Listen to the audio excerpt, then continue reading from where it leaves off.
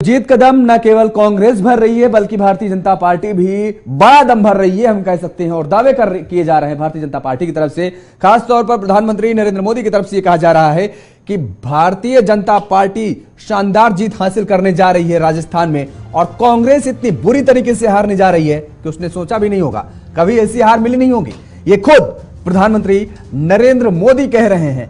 लेकिन जनता किसके साथ जाएगी ये 25 तारीख को तय हो जाएगा। महज 3 दिन बचे हुए हैं मतदान को, और ऐसे में सभी राजनीतिक दल पूरी जोर आजमाइश कर रहे हैं इस चुनाव को फतह करने के लिए। कल शाम से चुनाव प्रचार भी थम जाएगा, और ऐसे में आज और कल अब 2 दिन बचा हुआ है इन नेताओं के पास जो जनता के बीच में अपनी बात को पहुंचा सके। हमारे साथ कुछ मेहमान जुड़े हुए हैं, आपका तारुफ करा देते हैं। आज इसी मुद्दे पर हम चर्चा करेंगे और जानने की कोशिश करेंगे कि आखिर किसका प्रण पूरा होता नजर आ रहा है राजस्थान के रण में।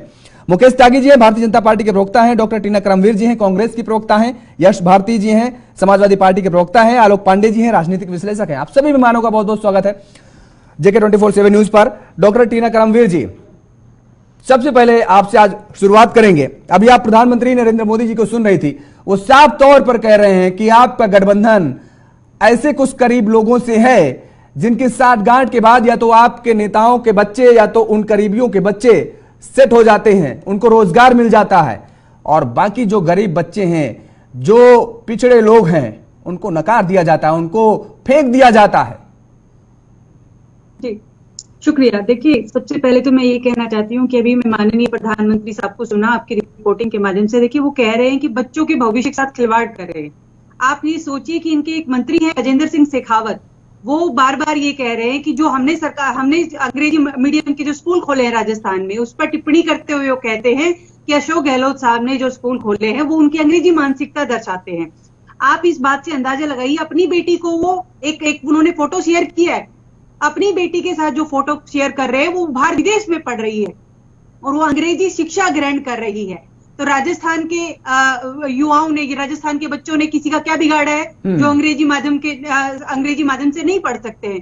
क्योंकि देखिए, ये बहुत गंभीर सवाल है कि जब आपके बच्चे, चाहे स्मृति ईरानी के बच्चे हो, तमाम इनके जितने भी मंत्री और राजनाथ सिंह के, सबके बच्चे बाहर पढ़ेंगे, लेकिन जब पहली बार ऐसी शिक्षा प्रणाली की गई कि सरकारी स्कूलों के अंदर भी कि शिक्षा का माध्यम इतना अंग्रेजी शिक्षा दी जा रही है, तो उस पे इनको विरोध जता रहे हैं। तो सबसे पहले, और दूसरी बात, अगर ये परिवारवाद की बात कर रहे हैं तो स्टेडियम के अंदर हमने देखा है कि जय शाह बगल में बैठे हुए थे, तो थोड़ा अपने गिरेबान में भी झांक कर देख लीजिए। मोदी जी जो है, सिर्फ अनसंट करने से अब काम नहीं चलेगा, अब आपको एक्चुअल में विकास के मुद्दों पर बात करनी होगी। और इनको घूम फिर के फिर इनको वो गैस के सिलेंडर क्यों करने पड़े 450 के लिए? अब आप देखिए कि ये तो पूरे देश के अंदर कर देना चाहिए था। हम तो बार बार ये सवाल कर रहे हैं। हम जो गारंटीज देने का काम कर रहे हैं, हम 5 साल में जो हमने काम किया है, उन 5 सालों में जो काम किया उनको मद्देनजर रखते हुए जनता हमें वोट करने जा रही है, और राजस्थान में हम सरकार बनाने जा रहे हैं। ये चाहे कुछ बोलते रहे, क्योंकि अब इनके पास कोई मुद्दा नहीं बचा है। अगर मुद्दा नहीं बचता तो ये फिर ईडी को आगे कर देते हैं। अगर इनके पास कोई एक्चुअल में मुद्दा होता है, या नहीं, किस बिहार पर आप सरकार, ठीक है आपने कहा कि आपने काम किया है, लेकिन जनता ये भी तो देख रही है कि किस तरीके से आप नेताओं के बीच में आपसी कलह देखने को मिल रही है। भारतीय जनता पार्टी के नेता तो कह रहे हैं कोई ये पंखे का स्विच नहीं है कि ऑन किया तो पंखा चल गया, ऑफ किया तो बंद हो गया। कलह है वो तो जनता के बीच में जो गई है, जो मैसेज गया है। अब आप कह रहे हैं कि नहीं, सब कुछ ठीक ठाक हो गया है। जी, हमारे यहाँ पर 4 सेकंड के अंदर 7 थप्पड़ मुंह पर नहीं चटाए गए हैं। यहाँ पर तो इतना जूता बाजार चला है, हमने सबने वीडियोस देखे हैं कि भारतीय जनता पार्टी के कार्यकर्ता, चाहे वो अध्यक्ष हो, चाहे कितने हो, वहां पर देखिए पार्टी के कार्यकर्ताओं किस तरीके से लड़ रहे हैं, जूतम बाजारों में एक दूसरे को दाल बांटते फिर रहे हैं। हमारे यहाँ इस तरीके से नहीं है, लेकिन लोकतांत्रिक पार्टी है। हाँ। अगर कोई नेता को कुछ बोलना होता है तो बोल देते हैं साफ तौर पर, लेकिन हमारे यहाँ कोई गुटबाजी नहीं। हम तो सारे एक साथ जुटकर तैयारी कर रहे हैं। कलेक्टिव लीडरशिप, इसलिए हम बार बार बोलते हैं कि हम जिस भी चुनाव में जा रहे हैं, हम बहुत कलेक्टिव लीडरशिप के साथ चुनाव लड़ने जा रहे हैं और जीतने जा रहे हैं। ये आश्वासन जनता हमें दे रही है कि कांग्रेस। ठीक है, आपने कलेक्टिव लीडरशिप का जिक्र किया, और यहीं से मैं सवाल उठाता हूं और यश भारती जी के पास जाऊंगा। कलेक्टिव लीडरशिप, यश भारती जी, क्या इंडिया गठबंधन में दिख रही है?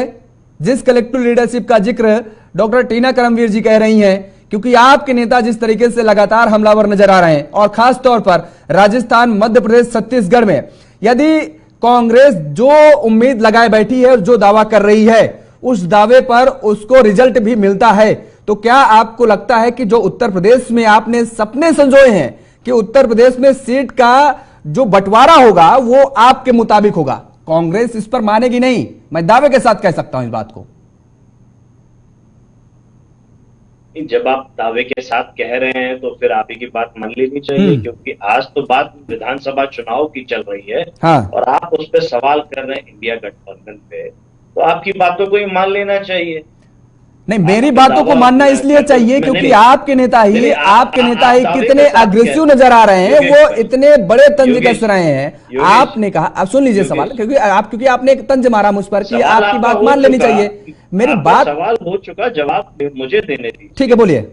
आपका सवाल हो चुका। हाँ, बोलिए बोलिए तो बोलिए। दावा कर दिया ना, अब दावे के बाद फिर उस पर पॉलिशिंग की जरूरत क्या है? आपका दावा है, सच्चा होगा। नहीं, दावा सच्चाई पे मैं कर रहा हूं ना, क्योंकि आप खुद देखिए ना, प्रदेश अध्यक्ष किस तरीके से आपके ऊपर हमलावर है, कांग्रेस के आपके नेता किस तरीके से कांग्रेस पर हमलावर है, तो आप इस दावे का खंडन करिए, इसीलिए तो मैंने सवाल किया है। इस दावे का आप खंडन करिए ना, इसीलिए तो मैंने आपको बुलाया। आपके दावे की जिम्मेदारी आपको लेनी है, और आप आगामी समय के लिए दावे कर रहे हैं। आज विधानसभा चुनाव की बात चल रही है। विधानसभा चुनाव को लेकर के हम बात करें, इंडिया गठबंधन में मैं कई बार इन बातों को चर्चा में ला चुका हूं कि इंडिया गठबंधन केवल कांग्रेस पार्टी का नहीं है, इसमें बहुत सारे दल हैं। निर्णय सामूहिक रूप में लिए जाएंगे, इंडिया गठबंधन है वहां लिए जाएंगे। कांग्रेस पार्टी ने विधानसभा चुनाव में एक अपनी लकीर खींची है, जहां वो ताकतवर स्थिति में अपने आप को मानते हैं, उन्होंने अपनी एक ताकत का इस्तेमाल किया है। हाँ। अब जो अन्य दल हैं इंडिया गठबंधन, वो जहां ताकतवर होंगे वो इस फॉर्मूले को मानते हैं या नहीं मानते, सामूहिक रूप से निर्णय हो जाएगा और उस पर हम सब लोग मिलकर के चर्चा कर लेंगे।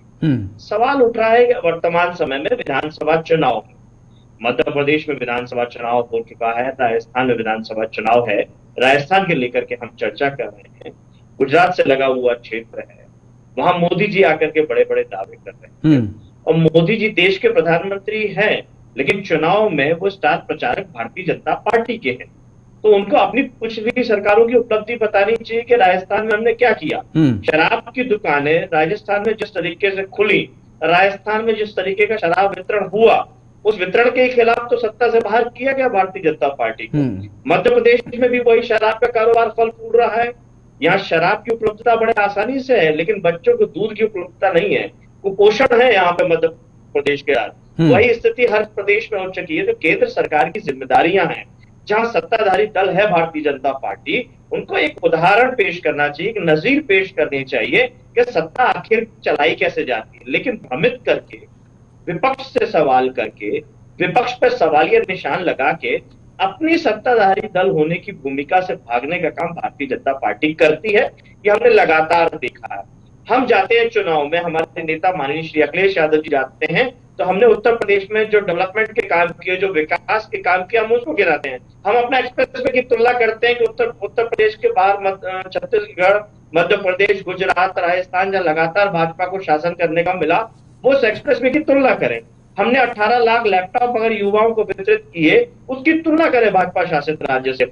हमने मेट्रो अल्प समय में दी, तो उस अल्प समय की तुलना करें। अल्प समय में अगर हमने एक्सप्रेस वे 24 महीने में से कम समय में तैयार करके दिया, उस पर टक्कर करें, विकास पर टक्कर करें। हमने पर्यावरण के लिए 5 करोड़, मैं आपकी बात से सहमत हूं। किसी भी राजनीतिक दल को सत्ता पक्ष में और विपक्ष को उसको विकास पर जो है तुलनात्मक करना चाहिए, तुलना करना चाहिए, विकास के मुद्दे पर बहस करनी चाहिए। लेकिन सवाल यहां पर आपने राज्य का उठाया, तो राजस्थान में क्या लगता है, 2018 में 7.5% लगभग आपके खाते में वोट बैंक गया था। 2008 में आपके खाते में एक सीट भी आई थी।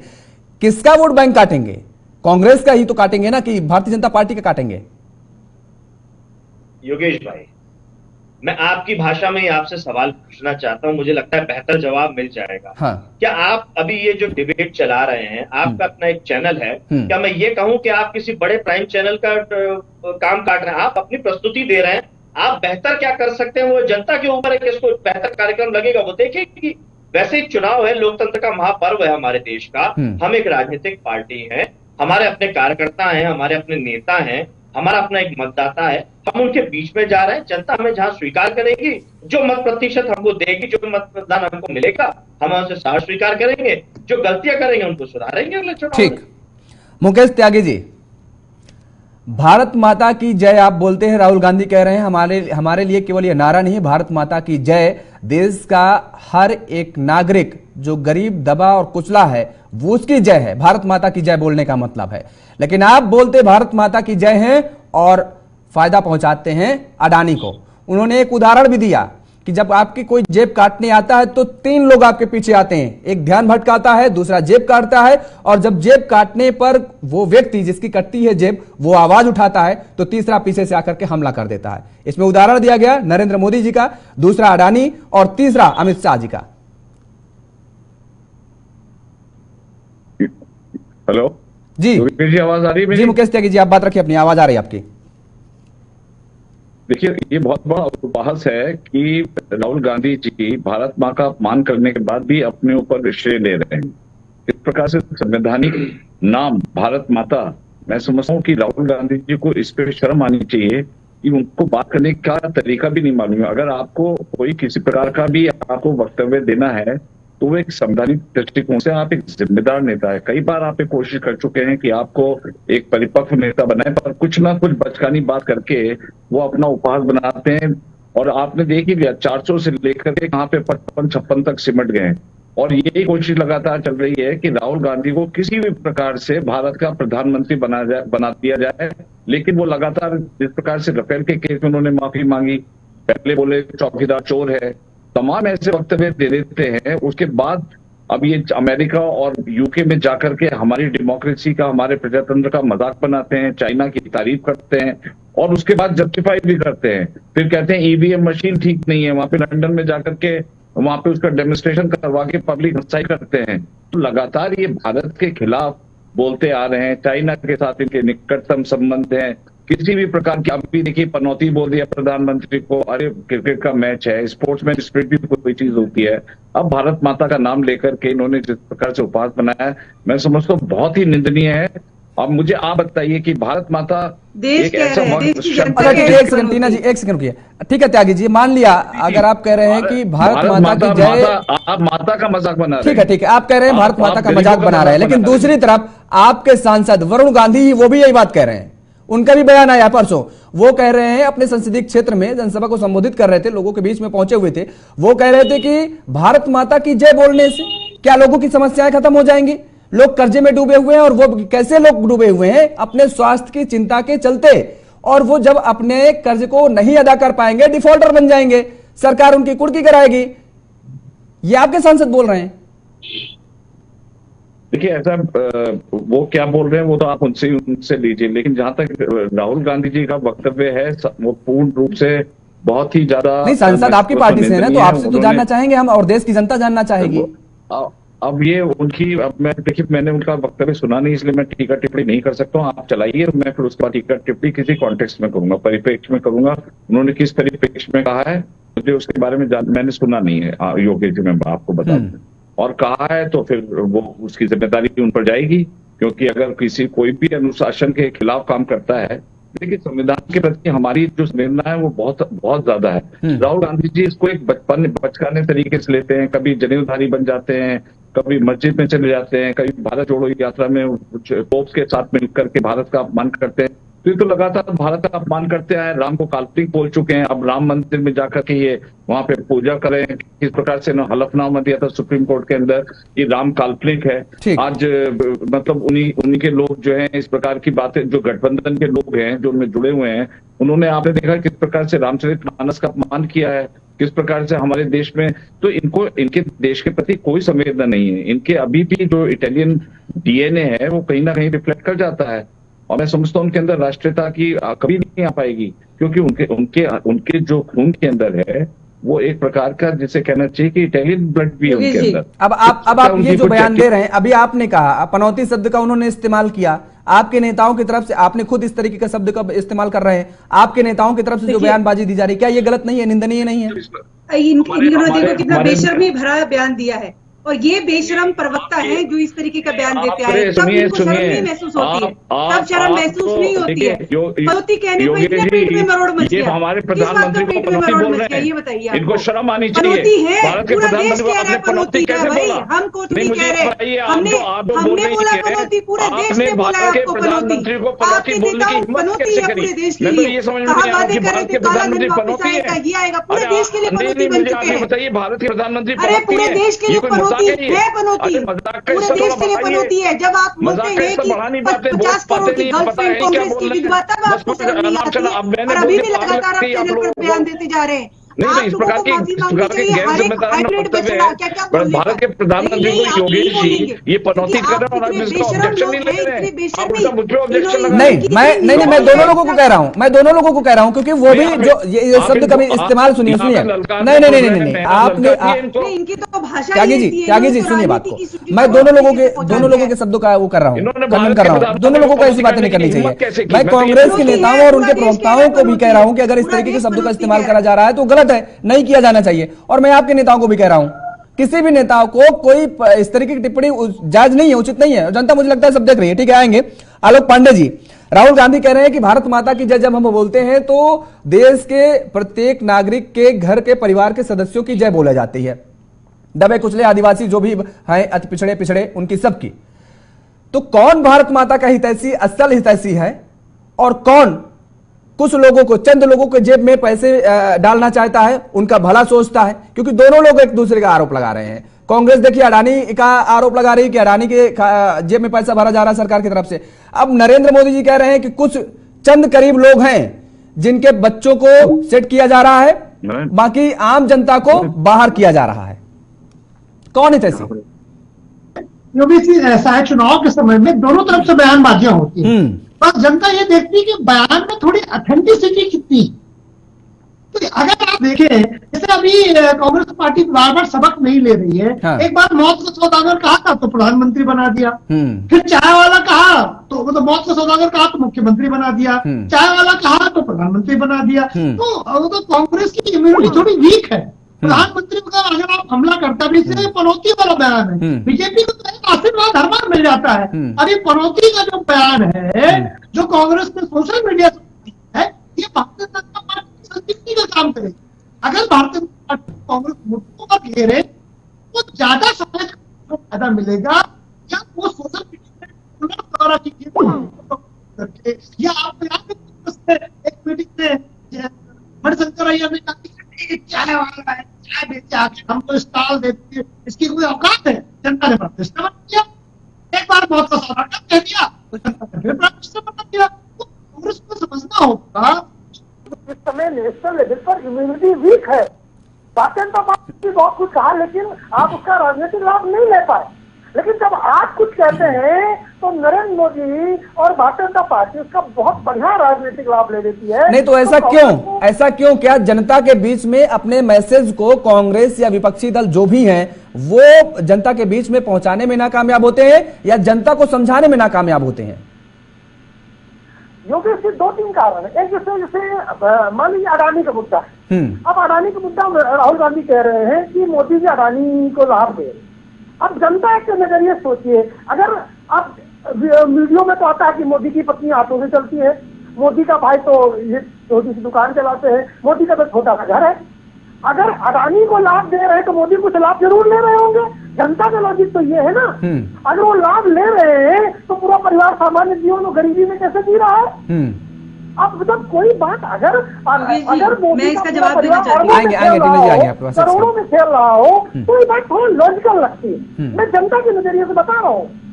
आप कोई जब आरोप लगाते हैं, अब जैसे कोई भी अखिलेश यादव जी पर आरोप लगाए कि अखिलेश यादव जी ने किया, तो भाई अखिलेश के पिताजी तो जूनियर थे, वो लेक्चरर थे इंटर कॉलेज में। अखिलेश भाई की संपत्ति देखो कितनी लहरा रही है इस समय, उन पर आरोप लगाना, बहन मायावती पर आरोप लगाना आसान है। अभी देखो अडानी पर आरोप लगा रहे हैं और नेशनल हेराल्ड केस में और उसमें कई सौ करोड़ की जब्ती हो गई। तो जनता के सामने एक संकेत आता, जनता नेताओं की बातों को अपने पत्थर कसौटी में होता है, सोना को कसौटी में खरा जाता है, तो जनता नेताओं की बातों को कसौटी में खरती है, दोनों की सुनती है। ऐसा नहीं है कि जनता पनौती नहीं सुनेगी। लेकिन जब पनौती को लॉजिकल देखेगी तो फिर वो खेल और स्पिरिट भावना, मोदी के ग्राउंड में बैठने से टीम कैसे हार गई। मोदी का अडानी को लाभ देना, लेकिन उनका परिवार गरीब रहे, एक भी रुपया न कमाना उनके परिवार का, तो अडानी उनके रिश्तेदार है जो उनको लाभ देगी। जनता इस तरह से योगेश जी देखती है। अच्छा, तो ये सारे जो मुद्दे हैं, ये जो सारे शब्दबाण चलाए जा रहे हैं, इसका असर जनता के बीच में पड़ेगा या फिर जनता अपनी मूलभूत समस्याओं से जो ग्रसित है उसको देखेगी, जो उनके हित की बात करेगी, उनकी चिंता करेगी? क्योंकि इसकी देखिए वोट दो तरह से पड़ता है।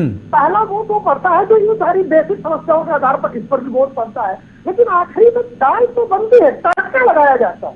तो दोनों लोग अपनी अपनी दाल बनाते हैं, फिर अपना तड़का लगाते हैं। जैसे राहुल जी ने तड़का लगाया पनौती का, और मोदी जी तड़का कुछ और लगाएंगे। तो इस तरह से लोग तड़का लगाते हैं। अब तड़का भी जिसका दिया जल गया उसकी दाल का स्वाद खराब हो गया। बस यही राजनीति है। ठीक है, डॉक्टर टीना जी, आप जवाब देना चाह रही थी। जी देखिए, मोदी जी सवाल करूंगा। 12,000 करोड़ के हवाई जहाज में घूमते हैं, 80,000 की मशरूम खाते हैं, तो दिन में 2-2, 3-3 ड्रेस बदल लेते हैं। बताइए मोदी जी, जहां पर आपको अपने देश में 80 करोड़ लोगों को गरीबी रेखा के नीचे उनको अनाज देना पड़ रहा है, वहाँ देखिए टीना जी, इस पर मत जाइए कि कितने हजार करोड़ के प्लेन में घूमते हैं प्रधानमंत्री। देखिए वजह ये है ना कि वो देखिए टीना जी, देखिए लॉजिकल बात कीजिए, लॉजिकल बात क्या करिए। वो प्रधानमंत्री है, वो घूमेंगे भाई, वो घूमेंगे, प्रधानमंत्री हैं देश के।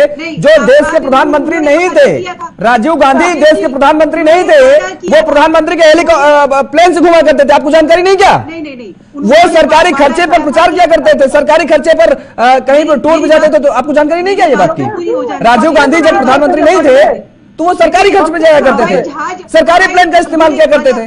नहीं, उन्होंने अपना क्या प्रचार में क्या कहा था कि जो हवाई चप्पल पहनता है उसको हवाई जहाज में, आप टिकट जाकर देख लीजिए, ट्रेन की टिकट भी इतनी महंगी हो गई है, हवाई जहाज में घूमना तो बहुत दूर की बात है। आम नागरिकों के लिए इतना मुश्किल हो गया है जीवन यापन करना, लेकिन मोदी जी जो है अपने बयानों से नहीं चुकते हैं। लगातार ऐसी बड़ी बड़ी बातें करते हैं, लेकिन उनके वादे खोखले हैं, उनके वादे झूठे हैं और जुमले हैं। और ये मैं नहीं कह रही है, गृह मंत्री खुद कह रहे थे कि चुनाव के समय तो हम कोई भी वादा कर देते हैं, वो जरूरी थोड़ी वो पूरा होगा। लेकिन हमने जो वादे किए, चाहे वो कर्नाटक हो, चाहे हिमाचल प्रदेश हो, चाहे अब राजस्थान में हमने 5 साल काम करके दिया है, तो हम अपने वादों से हटते नहीं। हम जो वादे करते हैं वो वादे पूरे करते हैं। भारतीय जनता पार्टी वालों को यकीन नहीं है। देखिए अडानी के अकाउंट, पूंजीपतियों की पार्टी है, पूंजीपतियों की पार्टी है बीजेपी। लगातार आप मुझे बताइए कि कब इन्होंने कोई ऐसा काम करके दिया है? 2 करोड़ रुपया 18 करोड़ नौकरियां होनी चाहिए थी, लेकिन हमने नौकरी देने का काम किया, ओपीएस लागू किया, हमने 500 का सिलेंडर देने का काम किया, एक अप्रैल से हमने 500 का सिलेंडर देने का काम किया, और हमने वादा किया कि हम 400 का सिलेंडर देंगे। लेकिन क्या ये सिलेंडर दिया जा रहा है? आज इतनी महंगाई में उज्ज्वला योजना के तहत लगातार लोगों को 80% जो 40% लोग हैं वो सिलेंडर नहीं करवा पा रही है, उनको दोबारा से आपने चूल्हे पर लाद दिया है। और ये सरकार है बीजेपी, जनता भरोसा ही नहीं करती है, बिल्कुल भरोसा नहीं कर रही है। इनके ऊपर भरोसा करके देख लिया, वादा किया था काला धन वापस लाएंगे, 15 लाख डालेंगे, तब काला धन वापस ला दिया। उनके आप वीडियोस वायरल हो रहे हैं। सबसे झूठों के सरदार प्रधानमंत्री झूठों के सरदार है। और हाँ, वो इस देश के लिए पनौती है। हम कह रहे हैं, क्यों कह रहे हैं? क्योंकि हम पूरी जनता ये कह रही है कि पूरा देश उनको प्रनौती कह रहा है कि जब से वो सरकार में आए हैं, कोई इस देश की अर्थव्यवस्था को गर्त में लाने का काम किया है मोदी ने। इस देश की अर्थव्यवस्था को गर्त में लाने का काम किया। कैसे महंगाई का बोल रहे हैं बताइए? एक समय में निर्मला सीतारमण कह रही थी महंगाई तो है, महंगाई तो दिखती नहीं है, महंगाई जैसा कुछ होता ही नहीं है। प्याज महंगा हो तो प्याज मैं खाती नहीं हूँ, टमाटर है तो टमाटर गमले में उगा लीजिए। कौन कह रहा था ये? कौन कह रहा था ये? फाइनेंस मिनिस्ट्री बोल रही है, फाइनेंस मिनिस्टर। डॉक्टर टीना जी, वही बात आलोक जी कह रहे हैं कि आपने भी कहा था कि ये लोग कहते हैं कि इंदिरा हटाओ, हम कहते हैं गरीबी हटाओ। गरीबी हटी क्या? नहीं हटी ना। वही बात तो आलोक जी कह रहे हैं आपसे, वही सवाल तो आलोक जी पूछना चाह रहे हैं, जानना चाह रहे हैं आपसे। अच्छा, मैं ये कहना चाह रही हूँ कि सुई से लेकर हवाई जहाज बनाने का काम कांग्रेस पार्टी ने किया। और जिन स्कूलों में पढ़ के आए हैं ना ये सब लोग भी, जो अभी पैनल में बैठे हैं, वो भी कांग्रेस पार्टी की देन। लेकिन उसके बावजूद भी आप देखेंगे सब कुछ बेचने का काम, हवाई जहाज से लेकर हवाई अड्डे तक बेचने का काम भारतीय जनता पार्टी ने किया है। तमाम उन संस्थाओं को बेचने का काम किया, तमाम हवाई अड्डों को बेचने का काम मोदी ने किया है। क्योंकि मोदी जी का बच्चा सरकार चलानी, न्याय के पास कोई दृष्टिकोण है। अगर इनके पास दृष्टिकोण होता, विजन ठीक। होता, तो इस देश में बहुत बेहतर ढंग से चला पाते। क्यों देना पड़ रहा है आपको? चुनाव के समय आपको क्यों 5 किलो के अनाज देना पड़ रहा है? क्यों वादे करने पड़ते हैं? आप कोड ऑफ कंडक्ट को भी नहीं मानते, क्योंकि चुनाव आयोग आपकी जेब में है। चुनाव आयोग आपकी जेब में है, इसलिए आपको से वादे करने पड़ते हैं कोड ऑफ कंडक्ट के समय भी। मध्य प्रदेश में मोदी जी ने बोला। मैं ये कहना चाहती हूँ कि देश के प्रधानमंत्री झूठों के सरदार है, उनको देश की जनता ने स्वीकार कर लिया कि झूठों के सरदार है, उनको यकीन नहीं किया जाएगा। चलिए ठीक है, कोई यकीन नहीं किया ठीक है जाएगा। डॉक्टर टीना जी, ठीक है। कई सवाल उठा रहे हैं आलोक जी, और मुझे लगता है कि उन सवालों के जवाब नहीं मिल पा रहे हैं, लेकिन कौन झूठों का सरदार है और कौन सरदार बनेगा राजस्थान में, ये 2 दिन बाद पता चल जाएगा, और 3 दिसंबर को नतीजे भी सामने आ जाएंगे। खैर, यश भारती जी, आप अपनी बात कहिए, लेकिन उसके साथ एक सवाल मैं जोड़ दूं। आपके नेता कहते हैं सबसे झूठी पार्टी कांग्रेस है, धोखेबाज पार्टी कांग्रेस है, चालूबाज पार्टी कांग्रेस है। आपके मुताबिक कांग्रेस है या बीजेपी है उससे ज्यादा? देखिए, पहले तो ये एक अच्छा पैनल आपने बैठाया है, पैनल आपने सोच समझ के रखा है, तो मैं उम्मीद करता हूं कि राजनीतिक विश्लेषक जो है वो सब लोगों का विश्लेषण करेंगे, वो बेहतर रहेगा। पार्टी बन के काम ना करें, किसी पार्टी के प्रवक्ता के रूप में बहस ना करें और चर्चा ना करें, वो अच्छा नहीं लगता। अपने पद की एक गरिमा रखें। दूसरी बात, उन्होंने आरोप लगाया कि अखिलेश यादव जी की संपत्ति और हमारे नेताओं की संपत्ति को लेकर सीबीआई जांच हो चुकी है। सीबीआई जांच में सारी बातें आ चुकी हैं, संपत्ति कैसे अर्जित करी, संपत्ति का हिसाब किताब दिया जा चुका है। अब इस बात को राजनीतिक विश्लेषक जी के द्वारा यहाँ लाना, उदाहरण स्वरूप लेकर के आना, ये कहीं ना कहीं पक्षपाती रूप दिखाता है। तो उनको किसी पक्ष की तरफ नहीं जाना है, अपना पक्ष रखना है जो सही हो, और जनता की तरफ से जो बात कह रहे हैं कि जनता ऐसा समझती है, जनता को समझने दीजिए। आप क्या समझते हैं राजनीतिक विश्लेषक के रूप में, वो विश्लेषण आप अपना दें, जनता वो सुनना पसंद करेगी आपका। दूसरा, आपका सवाल, हमारे राष्ट्रीय अध्यक्ष श्री अखिलेश यादव जी ने बड़ा स्पष्ट कहा है, जिस तरीके की बात कांग्रेस पार्टी ने हमसे की मध्य प्रदेश के अंदर चुनाव के संदर्भ में, भारतीय जनता पार्टी को हटाने के संदर्भ में, उस बात को उन्होंने खुले तौर पे स्पष्टता से मंच पे कहा है, जनता से कहा है कि कांग्रेस पार्टी जो है वो झूठ पार्टी है, धोखा देने वाली पार्टी है, बड़ा स्पष्ट कहा है। अब इसमें मुझे कुछ अलग से बात नहीं कहनी है। दूसरी बात, बिल्कुल जातीय जनगणना की बात राहुल गांधी जी के अलावा कोई और नेता अगर करता दिखता हो आपको मंच से उस तरीके से, तो आप मुझे उसका नाम बता दीजिए कि हाँ, उनकी इस बात का समर्थन कांग्रेस पार्टी की सेकंड लीडरशिप कर रही है। घोषणा पत्र में कांग्रेस पार्टी ये लेके लाती है कि हम जातीय जनगणना लाएंगे, 27% आरक्षण ओबीसी को देंगे, लेकिन जो इनकी सूची है कांग्रेस पार्टी की, उस सूची को जब देखते हैं तो ये जो दावे और जो ये वादे हैं ये झूठे ही दिखते हैं। तो जो बातें आप कहते हैं वो दिखनी चाहिए, वो होनी चाहिए। वो आप राजस्थान में सत्ता में रहते हुए दिखाएं, वो छत्तीसगढ़ में आप सत्ता में रहते हुए दिखाएं, कर्नाटक में रहते हुए दिखाएं, बिहार में जातीय जनगणना हो सकती है तो आपके सत्ताधारी दल वाले प्रदेशों में भी आपकी पूरी बात को अगर हम कंक्लूड करें तो हम सीधे शब्दों में ये कह सकते हैं कि सत्ता आपने कहा कि भाजपा सबसे ज्यादा झूठी है या कांग्रेस सबसे ज्यादा झूठी है, तो वर्तमान में डबल इंजन और ट्रिपल इंजन के साथ दावा करने वाली पार्टी भारतीय जनता पार्टी, वो कितनी सच्ची है ये जनता देख रही है।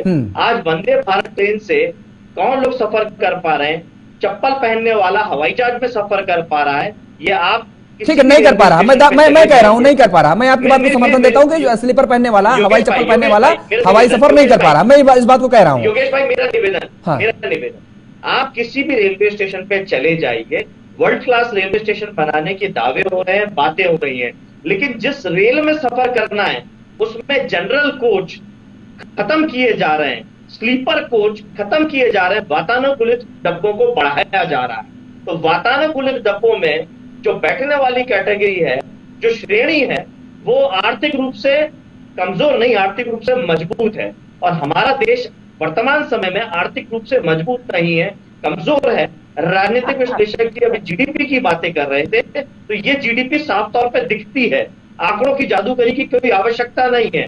पेट्रोल 100 रुपए लीटर भारतीय जनता पार्टी की सत्ताधारी दल जहां पर वो है वहां है, गैस सिलेंडर 1100 रुपए वहां है।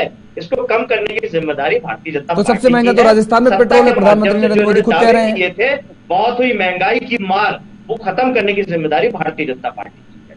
ठीक है, आपके मुताबिक हम ये कहें कि कांग्रेस ने ये जो बात जाति जनगणना की उठाई है, आप कह रहे हैं कि केवल कांग्रेस बात कर रही है, कांग्रेस में राहुल गांधी केवल कह रहे हैं, बाकी और अन्य कोई नेता नहीं कह रहा है, यानी सत्ता की चाहत के लिए ही केवल ये वायदे किए जा रहे हैं और इनमें कोई सच्चाई नहीं है।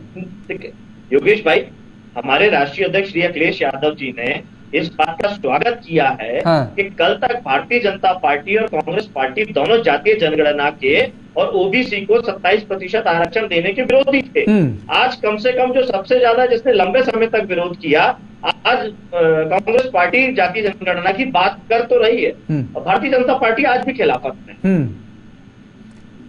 टीना करमवीर जी, कम शब्दों में जवाब दीजिए, उसके बाद जाएंगे मुकेश त्यागी जी के पास। आप केवल सत्ता की चाहत के लिए, ये केवल अखिलेश यादव नहीं कह रहे हैं, उनके प्रवक्ता यश भारती जी बैठे हुए हैं, वो भी कह रहे हैं कि अगर आपकी मंशा साफ होती तो अन्य राज्यों में आप कर सकती हैं। जी देखिए, एक बात तो मैं ये कहना चाहती हूँ कि जिस तरीके से टिकट वितरण को लेकर बातचीत की गई, उस पर मैं ये तो टिप्पणी जरूर करना चाहती हूँ कि अगर जाति जनगणना हो जाती, हम तो बार बार कह रहे थे, मोदी जी अगर ये केंद्र सरकार जाति जनगणना करवा देती तो हो सकता है कि सभी पार्टियों को देना पड़ता। और हम लोगों को अपनी पार्टी में भी हमने तो पूरी कोशिश की है उस तरीके से कि सामाजिक न्याय को हम पूरी तरीके से कांग्रेस पार्टी कर्नाटक में नहीं, यश भारती जी कह रहे हैं कर्नाटक में आंकड़े क्यों नहीं सार्वजनिक कर दिए गए? वहां तो हो चुकी है जाति जनगणना, आंकड़े तो सार्वजनिक कर दीजिए आप। उसके पहले भी आप सरकार में रह चुकी हैं, क्यों नहीं आपने जातिगत जनगणना? हमने तो करने पर वादा कर दिया है, हमने राजस्थान में भी किया है वादा, लेकिन आप अरे जहां पर आप सरकार में है, यश भारती जी कह रहे हैं, मेरा सवाल नहीं है, ये भारती जी का सवाल है कि जहां पर आप सरकार में वहां पर आप क्यों नहीं कर रहे हैं? उनको भी बता देती हूँ कि हाँ, पहले आप केंद्र सरकार से सवाल पूछिए कि क्या मोदी जी अमित शाह ये स्वीकार करते हैं और ये कहते हैं कि हम जाति जनगणना करवाएंगे, जाति जनगणना करवाएंगे। हम तो वादा कर रहे हैं, हम तो सरकार में आएंगे, चाहे इंडिया अलायंस गठबंधन के माध्यम से, तो हम तो जाति जनगणना करवाएंगे। हम इस वादे पर पूरी तरीके से जिसे मुखरता के साथ बोलते आए हैं और जाति जनगणना की बात भी हम शुरुआत राहुल जी ने ही की है। मुझे लगता है, तो मुझे लगता है कि नहीं, कांग्रेस खिलाफत में थी, अब आपने कैप्चर कर लिया है, ठीक बात है। वो नहीं, ऐसा नहीं है। देखिए, वो अगर रिजर्वेशन की बात भी थी, महिला रिजर्वेशन की, तो आपने प्रेस कॉन्फ्रेंस राहुल जी की सुनी होगी। उन्होंने कहा कि हम अपनी गलती स्वीकार करते हैं, बहुत बड़ी बात है। चलिए ठीक है, ये बड़ी बात है, हाँ आपने स्वीकार की, वही बात तो भी कह रहे थे त्यागी जी की, बार बार माफी मांग रहे हैं। त्यागी जी को सुन लेते हैं जरा। मुकेश त्यागी जी, क्या आपको लगता है कि जातिगत जनगणना ये बड़ा फैक्टर होगा और ये इसका कहीं ना कहीं असर देखने को मिलेगा और इसका लाभ कांग्रेस को मिल सकता है, आपको इसका खामियाजा भी उठाना पड़ सकता है? देखिए, ऐसा है कि मैं सबसे पहले कांग्रेस के बारे में आपको बता दूं कि 2011 में जातीय जनगणना की रिपोर्ट, पूरे स्टैटिस्टिक्स, पूरे डेटा, पूरी डिटेल में इनके पास आई थी जब कांग्रेस की मनमोहन सिंह जी की सरकार। योगेश भाई, इस बात पे ये 3 साल तक अनुमति चाहूंगा जब पूरी बात खत्म कर ले। अगर छोटी बात 10 सेकंड में आप क्लियर कर दीजिए, उसके बाद ताकि त्यागी जी उसको भी कंक्लूड कर लेंगे अपने साथ। इन्होंने इनका जो प्रेम था, वो जो अभी उमड़ के आ रहा है, योगेश जी ने एक सेकंड मुकेश जी, एक सेकंड।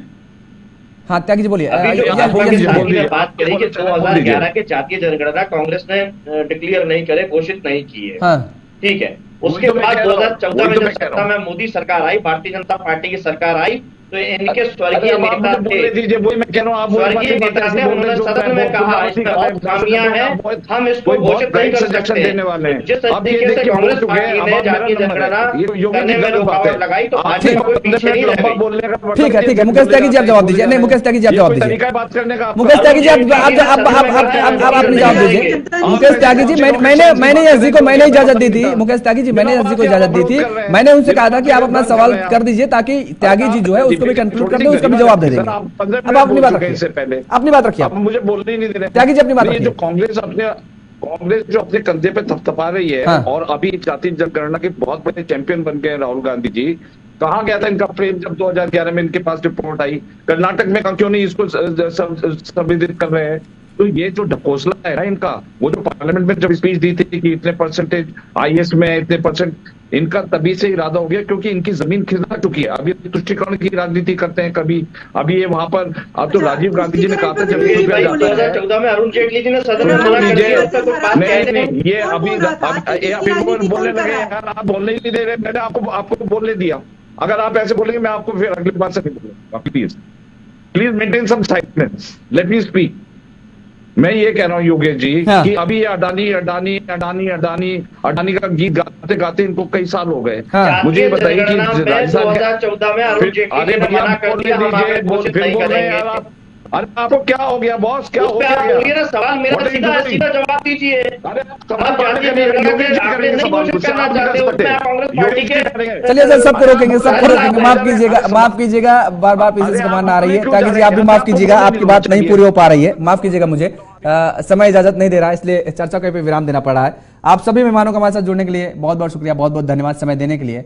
तो लगातार जिस तरीके से राजस्थान के जो सत्ता पर काबिज होने की जो कवायद है सभी राजनीतिक दलों की तरफ से तेज की जा चुकी है, लेकिन सत्ता में चाहत के लिए, सत्ता में बैठने के लिए जो राजनीतिक दलों की तरफ से योजनाओं की घोषणा की जा रही है, जो आरोप प्रत्यारोप लगाए जा रहे हैं, जनता किसको सिरे से खारिज करेगी और किसको सिर आंखों पर बैठाएगी, ये आने वाला वक्त बताएगा। मेरे साथ फिलहाल इतना ही। खबरों के लिए आप देखते रहिए JK24/7 न्यूज। नमस्कार।